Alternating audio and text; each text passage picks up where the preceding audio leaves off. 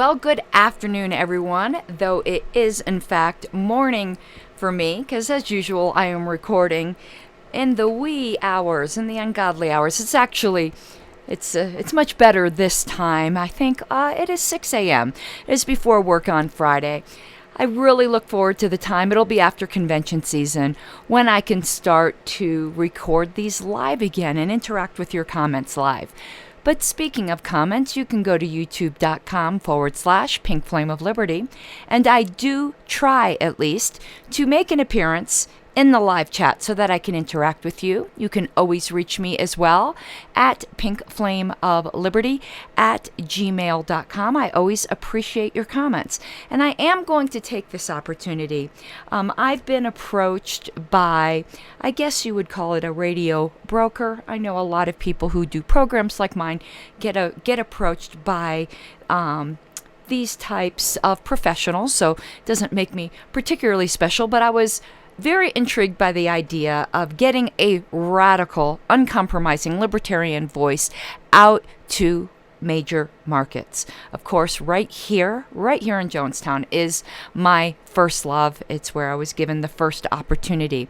But if you would like to support the effort to bring my voice to more markets, I would ask that you please consider becoming a financial contributor to the show. You can do this in several ways. You can become a patron to my general YouTube account, which gets spread out amongst all of the media I do. That is at patreon.com/Pink Flame of Liberty. You can also just write me directly and ask me how you can make a direct contribution. But thirdly, so that it's value for value, you can become an advertiser, or you can commit to become an advertiser on a larger market if that ever becomes possible, and I will also advertise you here as well. The rates are extraordinarily reasonable. You would be very, very surprised. Please get in touch with me. I do have rates for one show a month or a whole month's worth of show, which ends up being a better value because, as you know, every third month is 5 weeks, and the charge for a month is just for 4 weeks. It's the cost of a 1 week ad times 4, so you do get a bonus every 3 months. Without further ado, let me introduce what I plan on talking about this episode. I am kind of freeform in how I do these shows. And this whole situation with Whoopi Goldberg has intrigued me. And I think we're going to be spending the majority of our time on that topic. Though, depending on how it goes, I might move into some other topics as well. And before we get into Whoopi, I do want to say that I am so pleased to hear that Denver will be repealing its mask mandate. I had been saying from the beginning that the whole idea was ludicrous. You know, I am not a pandemic denier, nothing of the sort.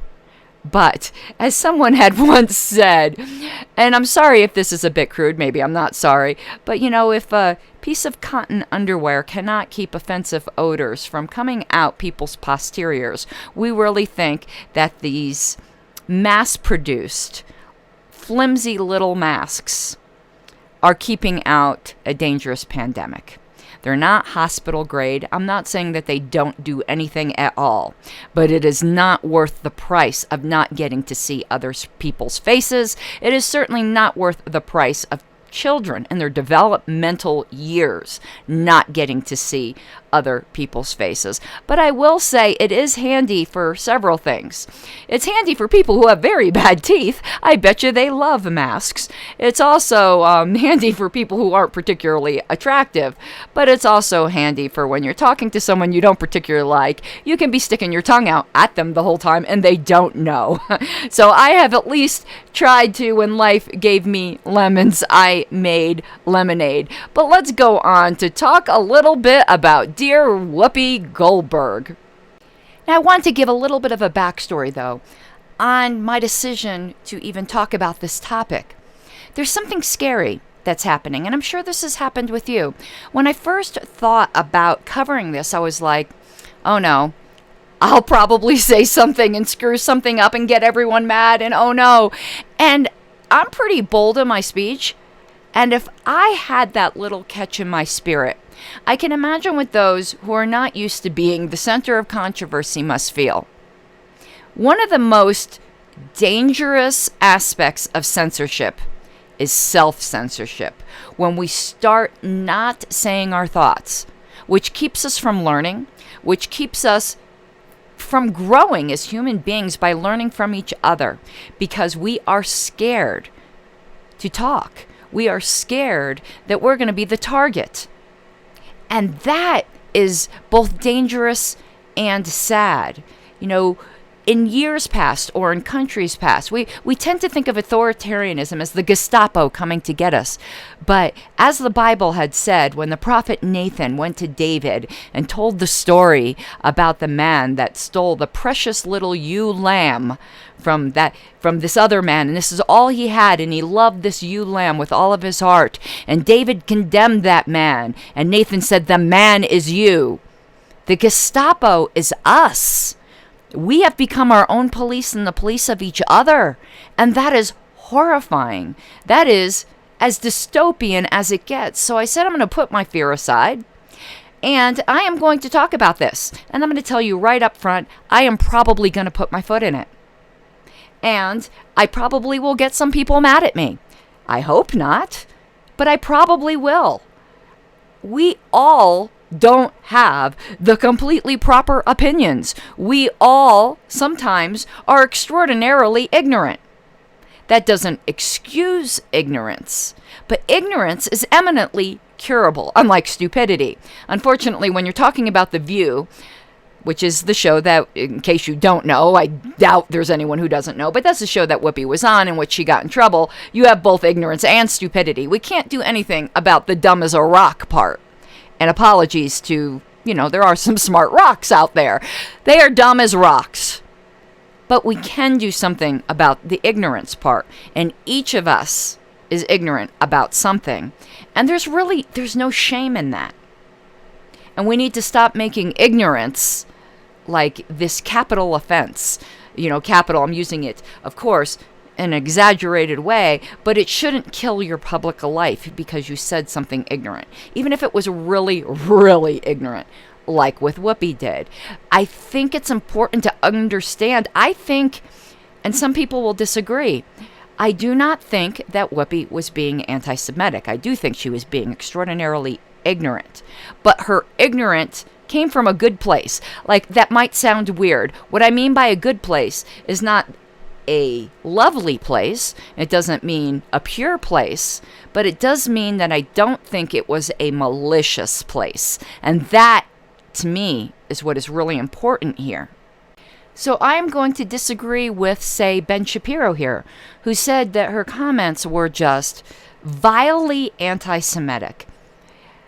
And perhaps she's going to learn a lesson, and I hope she does, that things like racism, anti-Semitism, bigotry, I do believe they require intent. They require knowledge. They don't come strictly from ignorance if someone is willing to cure their ignorance. So I'm going to disagree strongly with Ben Shapiro. We will be playing a clip of his that will explain exactly what it is that I am disagreeing with. But there's also another interesting point here, and that is the Kismet, is it? Or is it Schadenfreude? However you pronounce that. I'm sure I'm mangling it. Karma, whatever you would like to call it. And that Whoopi was a very zealous proponent of this type of cancel culture herself. And it is now coming to bite her in her prodigious rear end. And I also have a prodigious rear end, so I am not rear end shaming here. Has she learned anything from that? Because that is another lesson to be learned. And this is another area where Ben Shapiro said something that really made me think.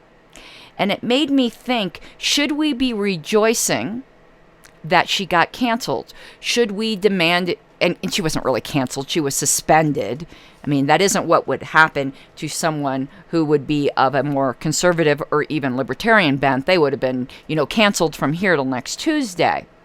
But should we be rejoicing in this? And at first, my answer was absolutely not. That is unprincipled. We should be demanding, that you don't suspend somebody for ignorance. But Ben's words had gotten me to second think that. That's not the right way to say that either. But you guys know that I am the master of the unartful phrase. It really got me to think about it again. And I'm not sure where I stand on this. And I would really, really love to hear your thoughts. But before we get to that, and right before the station break, I would like to talk to you about approval voting. I know that was a weird segue. As you all know, I have a passion for reforming electoral politics in this country. And I do think voting reform is one big way that we do that. So, approval voting, who I am proud to have as one of the sponsors of this program, I do think it is one way to move us beyond two-party thinking. It will lead to fewer spoilers because with approval voting, you check off every candidate of which you approve. So if you like 3 out of 5 candidates, you check off 3. The one who gets the most approval is the one who wins the race. You can contact Colorado's approval voting effort by getting in touch with my friend Frank Atwood by phone or text at 720-439-6000 or search for Colorado's Approval Voting Party. I will talk to you again after this break. And welcome back, everyone. And I apologize if there is a little bit of background noise in the background. It is actually a heater because we did not have our furnace on all night and my recording studio is in the basement. So hopefully this very directional mic is not picking it up too much, but if it is picking it up a little bit, I'm sorry. I'm originally from Florida, and I get very cold. I remind everyone that you can reach me at pinkflameofliberty@gmail.com. Now, continuing with Whoopi. I just feel so silly even just saying that name, and that's saying something because I have pink hair, and if I'm feeling silly. Now, I'm going to tell you something I was ignorant of, since we're on the topic of ignorance and what I feel silly about. But now that I know the truth, I'm even more puzzled. How there hasn't been more of an outcry. I thought Whoopi Goldberg was Jewish. I thought she was Jewish because her last name was Goldberg. I thought she was one of those very unusual black Jewish people because they do, in fact, exist. It turns out her name is Karen Johnson, which is interesting because that's the name of the lady I'm running against for Castle Rock Town Council. That's just a point of trivia, though I'm sure she spelled it differently. So Whoopi is a Karen. And just very interesting to me. So she chose Whoopi Goldberg as a stage name. It used to be Whoopi Cushion, and now it's Whoopi Goldberg. And she picked it because of the startling oddity of seeing a black woman with a typically Jewish last name. But you want to know what we would call that today, Whoopi, is cultural appropriation. You ought to be ashamed of yourself. Now, of course, I'm kidding. You can choose any stage name you like. But I'm just noting the hypocrisy because in any other culture, that is what that would be considered. Have you issued an apology for that yet, Whoopi? Or how about we just stop this nonsense and start looking at people's characters and their intents and not be majoring, in being offended and finding offense everywhere. It is just absolutely insane what's going on in this world. So Whoopi, Karen Johnson Goldberg, I'm hoping you are learning a lesson because apparently you are very upset about your 2-week suspension. And I understand. I don't think you should have been suspended just viewing this in isolation. But viewing it in a karmic sense, perhaps you should have. Because that's perhaps how you'll learn your lesson. Do unto others as you'd have them do unto you, sort of thing. I hope more than you rethinking your ignorance about what the Holocaust was really about, that you're rethinking your ignorance and going after other people. Because weapons you use against other people will ultimately be used against yourself, and that is what you are finding. And I'm hearing that you might quit. I'm not going to cry any tears if you quit. The View is an awful show that should die in a fire. But I'm more hoping that you will not do this again to someone in the future. I know that in the past, when things have happened to me, I've often had to think back on my past and go, oh my goodness, did I do that to somebody else and change? And admit it. And this is a point that Ben Shapiro will bring up. And let's discuss that after all of this lead up, let's listen to what Whoopi actually said. So 2 schools are being accused of banning books after one in Washington state pulled To Kill a Mockingbird off their required reading list after complaints from students and parents, including a former black student. Yes, I did put on the Liberty headphones, but I just wanted to stop here and laugh because the expression former black student, just word order matters. It makes it sound like the student was formerly black rather than formerly a student. I think she meant black former student. I just laughed at that. Let's continue. Student who said it made her uncomfortable, and a Tennessee school pulled the graphic novel Mouse out of their lessons on the Holocaust because it contained some nudity and some bad language. Okay, something fascinating here. I had never even heard of the novel Mouse before. I had obviously heard of and loved To Kill a Mockingbird. And I did put a coat on in the meantime because not only does the heater on, but I'm freezing. For those of you who are watching, you'll have noticed I now have a coat on as well. Now, I went to go order Mouse from Amazon, and it's temporarily sold out. So I guess getting banned was good for business. I was hoping to find it on Audible, but it is not on audiobook, and that is too bad. But I'm going to place a back order for Mouse because now I really would like to read it. Personally, I'm shocked because, given the story of Mouse, I'm surprised that that's what made you uncomfortable, the fact that there was some nudity. And, I mean, it's about the Holocaust, the killing of 6 million people, but that didn't bother you. Now, in that part right there, I think Whoopi made an excellent point. And that's what actually gave me a lot of sympathy towards her for the really kind of ridiculous thing she'll say later. Because she obviously knows that the Holocaust was horrible, and she's not a Holocaust minimalist or denier or apologist of any sort. But the naked I'm not sure that they don't use the naked part as a kind of a canard to throw you off from the fact that they don't like history that makes white people look bad. Well, Okay, this part has absolutely nothing to do with Whoopi, but Joy is just a despicable person. My God, that woman. Did she not listen to what was just said earlier? So she's trying to tie this whole thing into, well, people really weren't offended, which is dumb to be offended because you had a written description of nudity, and Whoopi had it exactly right. That's what's bothering you, not the killing of all of those people. But she's saying, oh, it's because it makes white people look bad, but somehow she forgot that earlier they were just talking about To Kill a Mockingbird, which was pulled because it made a black person uncomfortable.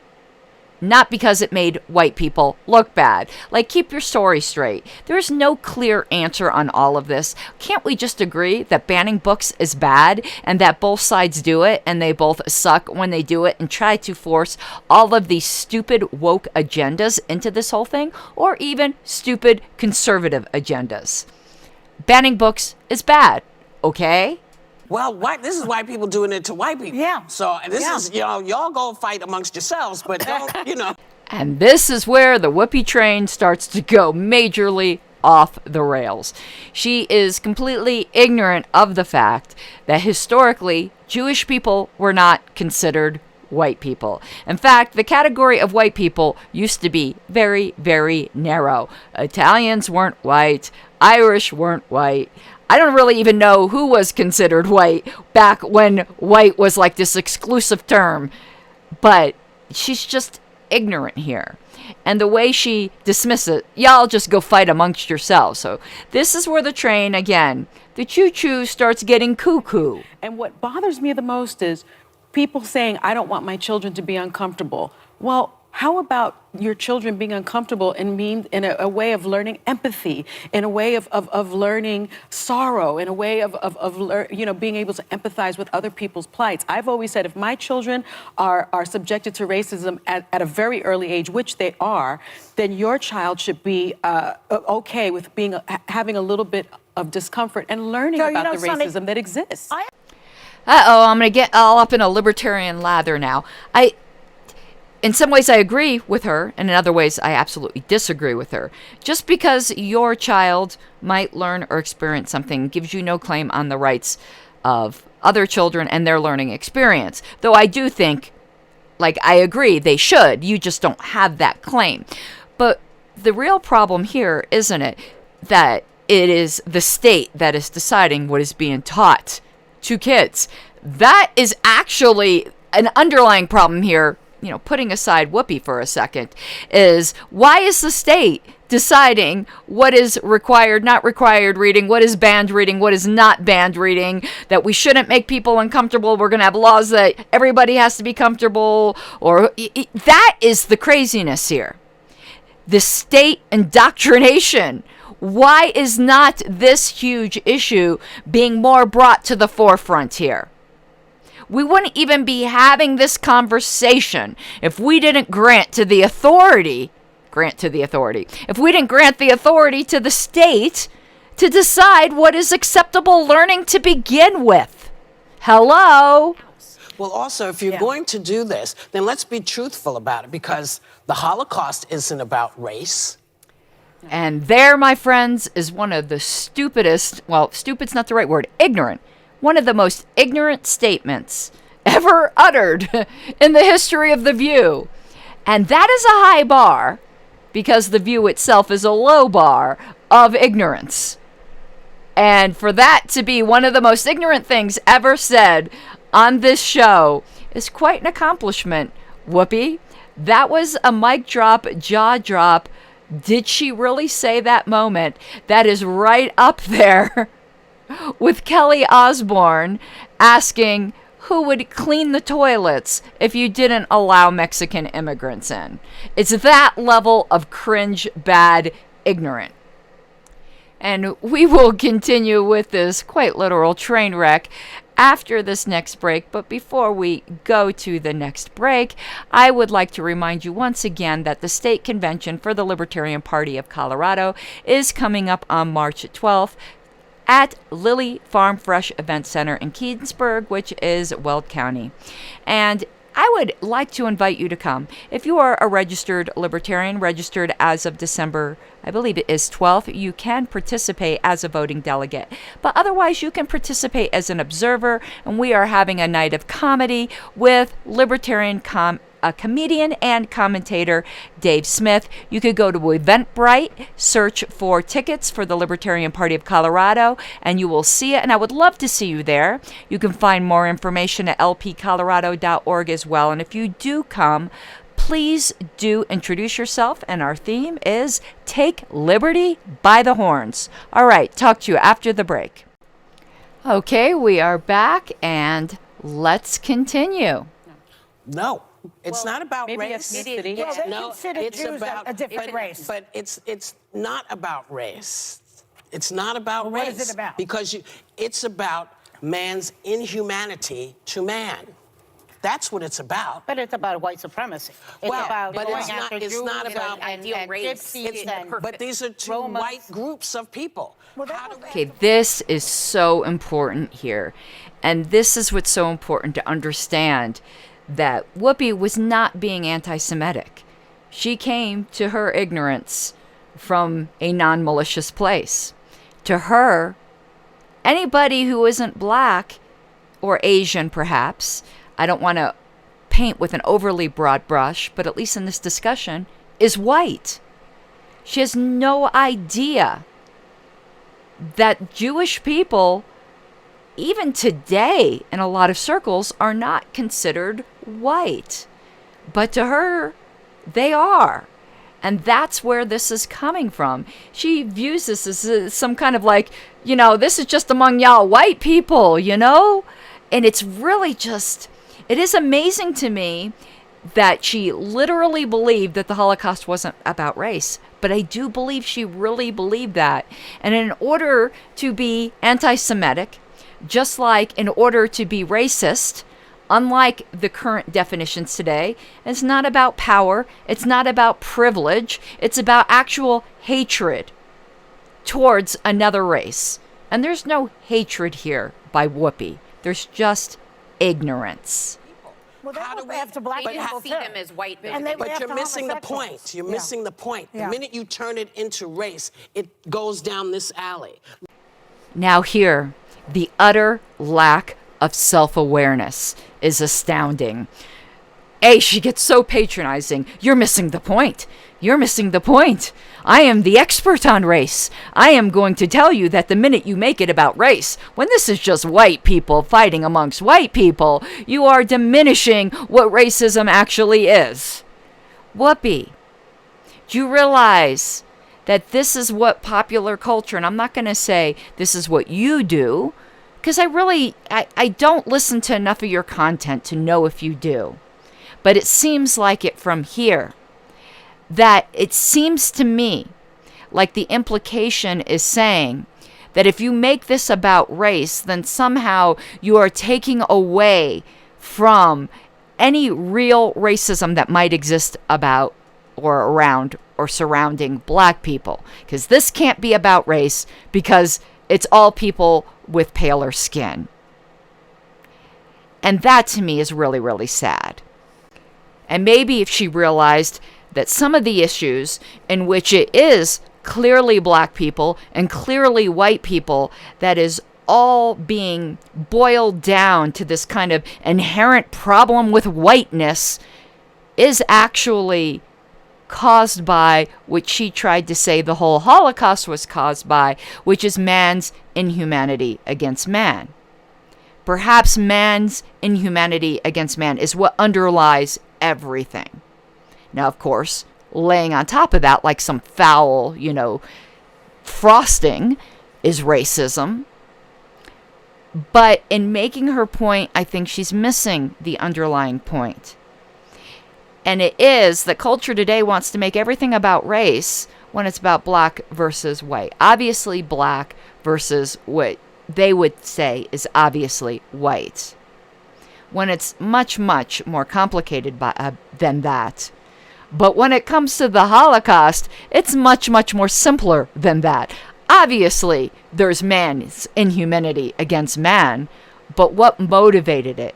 So it's funny, in a situation which was very clearly racism is being diminished, whereas in today's culture, where situations aren't so clearly about racism, race is being elevated. And to me, that is the poignant point about what is going on here. Let's talk about it for what it is. It's how people treat each other. It's a problem. It doesn't matter if you're black or white, because black, white, Jews, everybody eats each other. So is it, if you're uncomfortable, if you hear about mouse, should you be worried? Should your child say, oh my God, I wonder if that's me? No, that's not what they're gonna say. They're gonna say, I don't wanna be like that. And then what she said there, I agree. I just wish she would see it in other situations in this world. But I don't see hatred or anti-Semitism in anything that she had said. I mean, come for me, I guess, if you do. Maybe show me if I'm being ignorant. Now, before we continue, I'd like to pimp my husband's business. Are you in the market to buy or sell your home? I would really hope that you would consider engaging a liberty-loving realtor that I can vouch for in the highest terms, my husband, Wayne Harlos of the Harlos Real Estate Team. We shared a home office for many years, and in that time, he's taken time away from me to take care of his clients, but that is actually some value added that you do not get with everyone. And my experience has been, if you're a first-time home buyer, sometimes realtors will not take the time with you because you are at the lower end of the home market. And Wayne is not like that. He spends a great deal of time with everyone and delights in educating people because there's a lot more to it than you may think. You see these ads on television where you get these, oh, you're going to get this huge discount. You want to know something? You get what you paid. You get what you pay for. And getting a good and caring realtor is one of the most important decisions you can make. So please do consider giving Wayne a call at 303-229-3435 or emailing him at Wayne@harlosrealestatetm.com. www.realestateteam.com. If he doesn't service your area, he will help you find a good agent in your area. And even if you're not quite yet ready to buy or sell, he's still glad to offer advice. Again, his number is 303-229-3435, or you can email him at wayne@harlosrealestateteam.com. Okay, now let's listen to some of what Ben Shapiro had to say on this whole topic. But I will say that on Monday, Whoopi Goldberg really did stand out. It was astonishing. But here's the thing. It wasn't just that what she said was stupid. It's that what she says is anti-Semitic and vicious. It's anti-Semitic and vicious in a way that the left doesn't even believe is anti-Semitic and vicious. And that's what makes it so terrible. Now, I know he will go on to defend why, but I think that is just extraordinarily uncharitable. And that's why I went through pretty much everything that she said. I just did not detect any viciousness, and I don't have any love lost for the ladies of The View. So, the topic of the Holocaust came up. It came up in the context of this Tennessee school board, very, very small county, small town, McMinn County School Board, which decided that they were going to remove the Pulitzer Prize-winning graphic novel Mouse from their Holocaust curriculum for 8th graders. Okay, they weren't getting rid of it at the library. They weren't saying that no one can read it. They were saying that we don't want this to be part of the direct curriculum for 8th graders because there's a little bit of nudity and there's some cursing. And again, I want to say, as I said before, I don't really care what the school board wants. Why isn't this a bigger issue that the school board is deciding what's best for your kids rather than parents deciding what's best for your kids? That is the real obscenity here. Not some naughty words that, they talked about nudity in the book. Now, I may disagree with that, but this is what school boards do all over the country. In Seattle, they just get rid of things like To Kill a Mockingbird. But in McMinn County, they say, we don't want Mouse here. We'll have something else here for the Holocaust unit. Not we're never going to teach the kids about the Holocaust again. We're just not going to use Mouse. And so, again, something I might disagree with, but certainly not an exercise in brutal, vicious anti-Semitism. Okay, but this turned into a global phenomenon, a massive scandal, because whenever there is a right-wing area that seems to suppress a book, this is a national story. When left-wing areas do it on a regular basis, that's not a national story. That's just them being good stewards of children. Not everything is quite so black and white. Oh my Lord, that was probably the wrong phrase to use here. But there are gray areas here.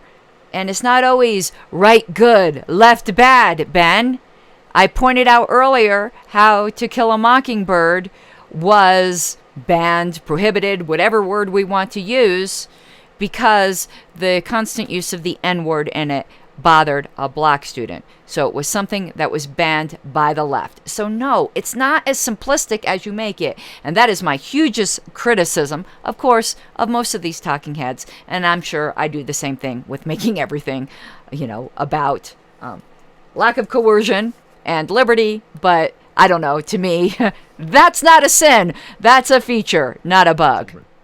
In any case, this was a controversial thing, became a controversial thing, by the way, months after the fact, or at least weeks after the fact. This happened at the beginning of the year. It didn't break until the very end of January. In any case, Whoopi Goldberg and the ladies of The View, the combined IQ of a kumquat, they decide that they are going to start talking about the Holocaust from their perches as great scholars of the Holocaust. And Whoopi Goldberg, maybe because her last name is Goldberg, decides that she is going to inject herself into this conversation.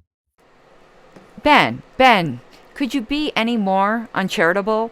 So really, do you honestly think, or was that just, a wise guy comment that, she decided to inject herself into the conversation, maybe because her last name is Goldberg? Could it be, I don't know, because she's one of the hosts of the show? Could that actually be the reason why she injected herself into the conversation? I mean, that's just a bizarre statement, Ben. Like, you're just as guilty as they are of just being inflammatory and picking on people for the purpose of doing so. Yes, she made a dumb statement. Yes, she interjected. Yes, she acted like she was the fount of all wisdom in the way that Joy does. But come on, it wasn't because her last name was Goldberg. That was just really, really beneath you, Ben, and I don't really know what to say other than that statement itself had about the intelligence of a kumquat. All right, welcome back. Remember, you can contact me always with questions or comments or information on advertising opportunities. Please do consider advertising and supporting the show at pinkflameofliberty@gmail.com. Let's continue with Mr. Shapiro.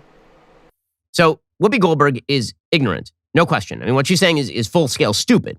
It's ignorant. I mean, this is a direct quote from Hitler in Mein Kampf, quote, "Is not their very existence founded on one great lie, namely, that they are a religious community, whereas in reality, they are a race."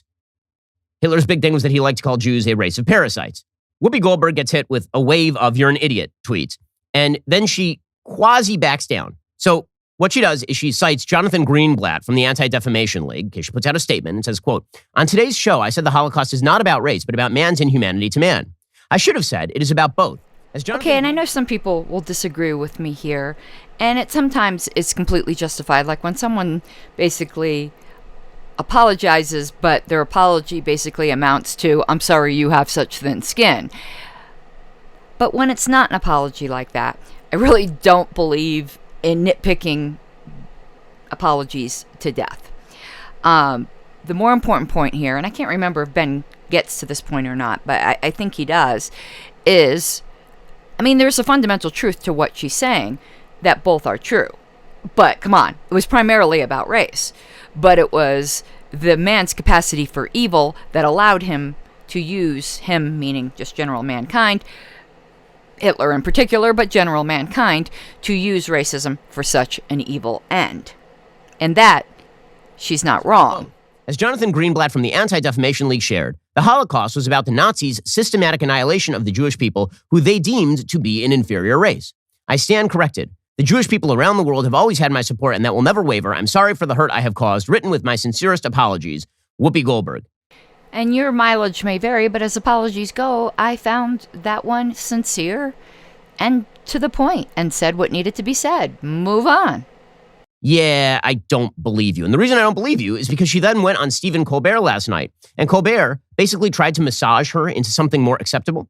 And both he and Whoopi Goldberg screwed it up. But Whoopi just kept doubling down on the idea that this was white people who are trying to murder other white people, which means that it's between two of y'all, right? It's between y'all, as she suggested on The View. Here is Whoopi Goldberg again, trying to suggest that discrimination only exists when you can see visible differences between people, and not when you make up physical differences. By the way, the Nazis tried to come up with physical differences between Jews and Aryans, right? They tried to suggest that Jews had longer noses and certain types of physiognomy and all of this. Anyway, here is Whoopi Goldberg screwing it up again. As a black person, I think of race as being something that I can see. So I see you and I know what race you are. And the discussion was about how I felt about that. I felt that it was really more about man's inhumanity to man and how horrible people can be to people. And we're seeing it manifest itself these days. Now, I don't see how you would then say you didn't believe her. I just think it showed that she, prior to that, and I think it's going to take some time for her to understand that racism is more than just about how close in tone your skin color is. I feel very sad for Whoopi that she had that kind of understanding and that she really was so ignorant and so in her own echo chamber that she doesn't realize that real anti-Semites do paint these caricatures of Jewish people where they say, I can spot a Jewish person across the room, that they do think they have certain physical characteristics. This elevation of melanin to everything, I think, is just so demonstrated here that it shouldn't provoke, like, necessarily outrage, but sadness at her ignorance. Because if she is that way, how many other people are? This has been a real eye-opening experience, I think, for some people that you'd be very surprised to know they thought like this. But I don't think it's born out of hate. So, she was suspended for a couple of weeks by ABC News by, hilariously enough, Kim Godwin. So Godwin's law now applies. So she was suspended for a couple of weeks. And rightly, she is angry. Because here is the thing. She shouldn't really be suspended. She shouldn't. Her job is to give dumb opinions on the air to a bunch of low IQ fellow hosts. That is her job. And the combined IQ of the 4 hosts on The View at any one time is generally below 300. So the fact that you have Whoopi Goldberg saying really dumb, uninformed stuff, that's just called The View. So really, she shouldn't be suspended. Now, I think that the standard the left has set up is that if you say a bad thing, you need to get fired. Now, here is where Ben's going to say something I struggle with, and I really would love to know your opinion. At first blush, actually, my initial reaction is no, she shouldn't have been suspended, and definitely she should not have been fired. But if this was somebody who was on the right, and I'm not on the right, and probably a libertarian, the same fate would befall them, that they would have been, in fact, fired. And I am quite familiar with the tactic of, oh, these are the standards you want to set up, then you need to live by them. You made your bed, you lie in it type of thing. So I'm struggling here because there are certain areas of my life where I certainly at least appear, and I think I might be able to distinguish here, but I certainly do appear to do what Ben's going to advocate next. That makes me somewhat uncomfortable. You need to get fired. So she shouldn't just be suspended. According to the left, she should be fired. And here's my new standard. Here is my standard. My standard is I will now defend you from being fired. I will say that you should not be fired, and I will stand up for you and say you should not be fired if you are not a member of the cancel culture yourself. If you're a person who believes that people should be fired for the bad things, you get to eat it. Then I hope you are fired because you need to live by the rule that you make and you uphold, and you are a member of the mob in upholding. Whoopi Goldberg is a cancel culture maven. She loves it. She loves when people lose their jobs for saying the wrong thing. So if she loses her job for saying the wrong thing, all I can say is justice has now applied. Now, if she wishes to not just apologize for her dumb comments and learn more about why she was wrong, but she also wishes to get over her own unearned moral superiority and determine that perhaps people who make mistakes or say bad things in public or people with whom she disagrees should not be deplatformed, then I am happy to welcome her into the cadre of classical liberals. Otherwise, she can burn. I don't care. Not only do I not care, I celebrate her going down. Oh boy, that's a tough one for me. I certainly see that point of view. And I'm going to analogize this to the horrible, hypocritical, corrupt treatment that I received at the hands of the LNC, who put in this certain code of conduct that none of them obey. Yet they overinflated claims that I allegedly ran afoul of it when they're running afoul of it every day. And I'm more than happy to poke and prod at them. Some days I send multiple emails going, decorum violation there. You guys wouldn't be inconsistent, would you? But the fact is they would. It's the whole rules for me, but not for thee. But how far do you go in extracting vengeance on that? So I try to apply it to the situation I'm in now. So I would find it very difficult to celebrate someone getting fired. I can, on a karmic level, say, well, you reap what you sow. So perhaps I'm trying to divide things up a little bit here, where I would most definitely loudly say they shouldn't be. But if they are, well, then they're living by the rules that they created, and I suppose that's justice. As I'm sussing this through, I think maybe we are talking about the difference between justice and mercy. And there is nothing wrong with justice, and you're not obligated to give mercy. And perhaps mercy is on a case-by-case basis, not just on the case of how it affects you personally, like what happened with the Libertarian National Committee and myself. It's deeply, deeply personal. People I was friends with that stabbed me in the back. When you're dealing with a celebrity, you don't know this person. And there are wider cultural impacts in which it would be better for more people, perhaps I'm arguing pragmatics here, to demonstrate mercy. I definitely think, though, if the person turns around and acknowledges they were wrong, at least in part, they don't even have to be wrong in full. Sometimes you're just wrong in part. Then definitely. And perhaps if we see more of this happening, seeing people seeing their own swords turned against them, I hope we do start to see a softening of this. I mean, I had to do this because at one point I had voted for the suspension of someone on the Libertarian National Committee myself.